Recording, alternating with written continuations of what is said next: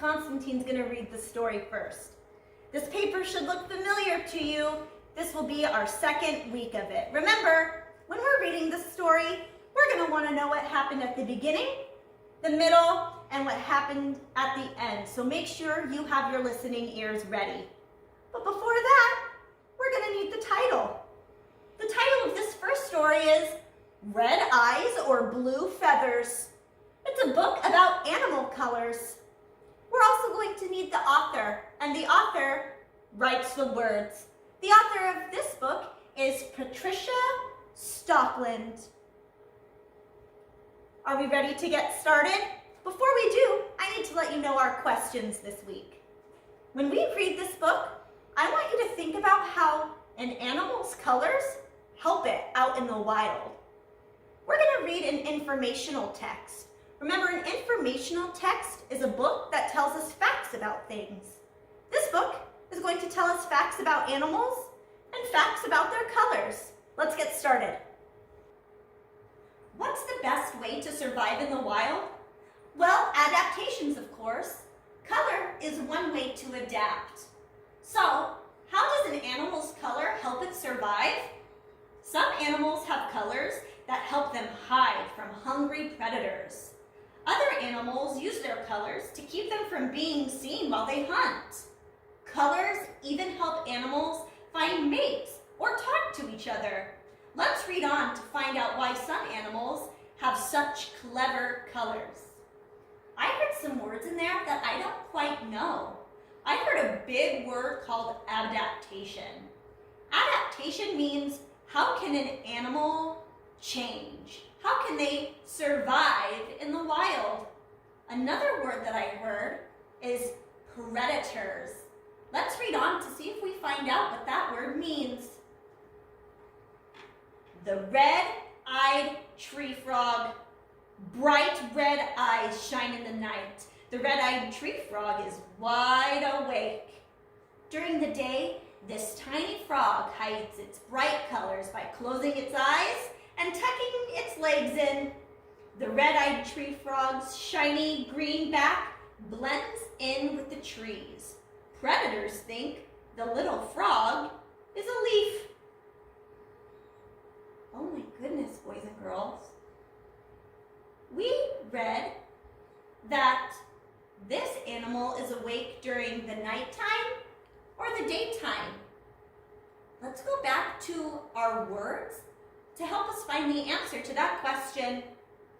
Bright red eyes shine in the night. The red-eyed tree frog is wide awake. It sounds like the tree frog is awake at night. How is that different from you and I? There is a picture of the red-eyed tree frog. Let's look at this illustration. How does the green color of the frog's body help him survive? That's right, the green mixes with the leaves. But it did say the red-eyed tree frog did something with its eyes and its feet. Why do you think he needs to hide those? Let's see what other animals use their colors to help them.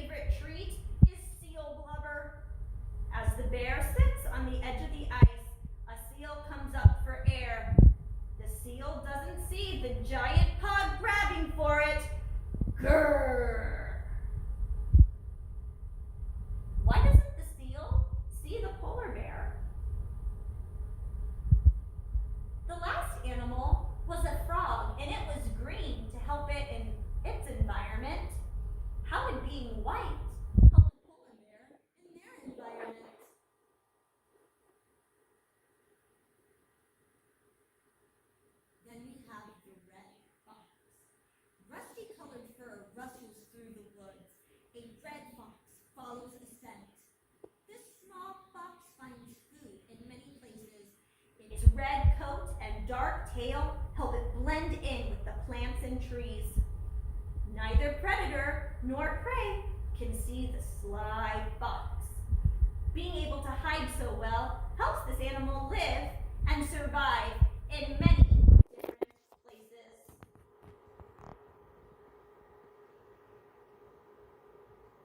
Let's take a look at this picture. What color is that fox? What other colors do you see? How does the color of the fox help him where he lives?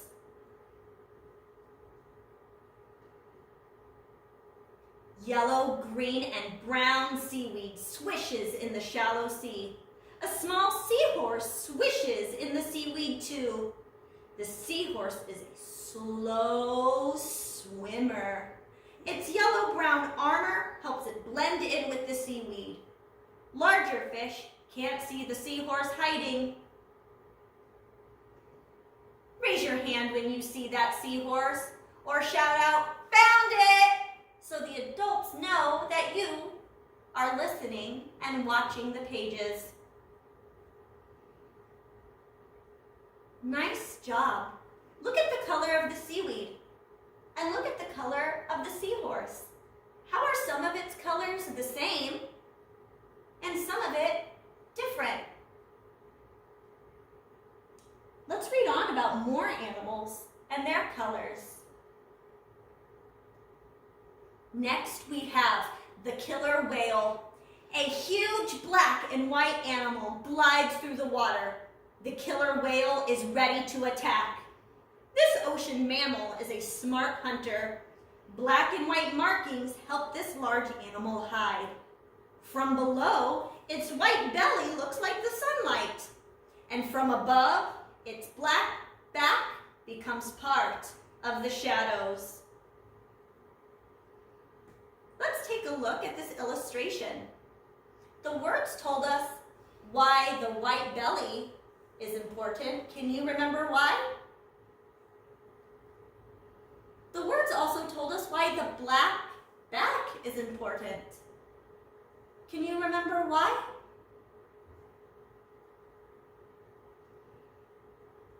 The macaw. Some of you are probably asking, what is a macaw? There's no picture on this side to tell us, so let's read our words and make a guess. Red, blue, yellow, and green feathers float in the air. A colorful macaw lands in the trees. What kind of animal has feathers and that can fly in the air and that lands in trees? I think I know what it is, but let's keep reading on to see if we're right. Macaws are some of the brightest birds around. Was your guess right? Did you think it was a bird? The words that gave me a clue were feathers and floating in the air. The fancy colors fit well in their rainforest homes. These bold colors help the parrots blend into their surroundings. Boys and girls, I just learned a macaw is a type of parrot. Let's look at the picture. Oh, the word said that it had some red and yellow and blue.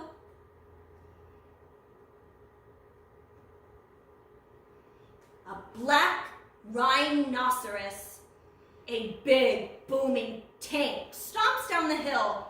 The black rhino is on its way to the watering hole. This giant creature isn't really black. It's actually gray. Rhinos like to cool off by getting dirty, but the mud also makes them look darker. A nice mud bath makes the hot African sun easier to handle. What color is the black rhino actually? How do you think the black rhino got its name, even though he's not really black? How does the mud help the rhino in his environment?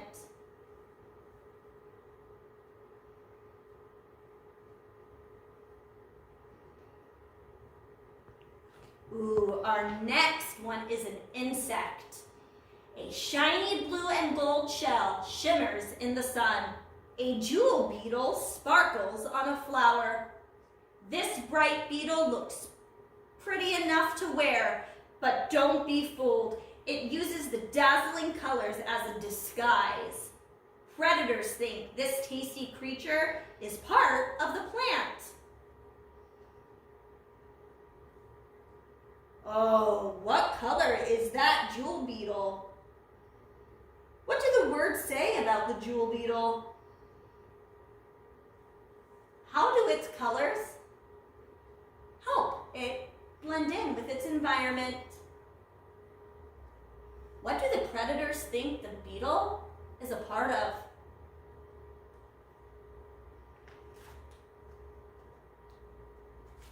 Next comes the chameleon. Green skin turns yellow and then turns to red instead. The changing chameleon rests on a rock. A chameleon's shape changes depending on its mood and its temperature. It uses this clever color code to show how it feels. Color is one way chameleons communicate. Ooh, so far we've read about how colors help these animals blend in with their environment. Not only does the chameleon colors help it with its environment, but they also use it to do what? I'm going to go back and read those words. Color is one way a chameleon communicates. It uses its clever color code to show how it feels. So not only does it use its color to blend in with the environment, it uses its color to do what?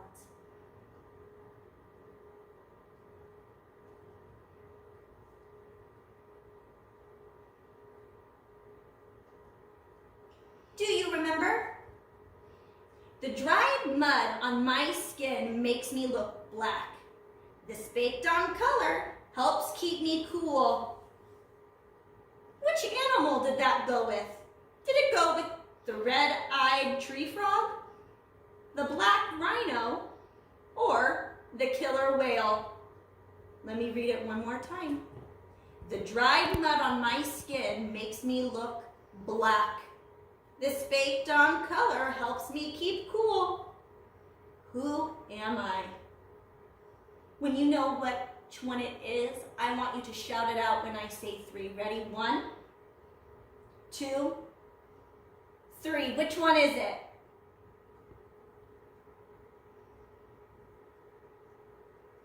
Okay, let's see if we can figure out which one is number 2. My black and white colors help me hunt in the ocean. With this disguise, my prey can't see me.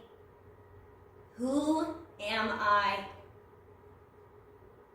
Is it the red-eyed tree frog, the black rhino, or the killer whale?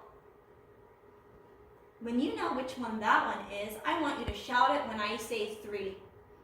1, 2, 3. Which animal is it? Okay, boys and girls, let's see if we can guess this last one.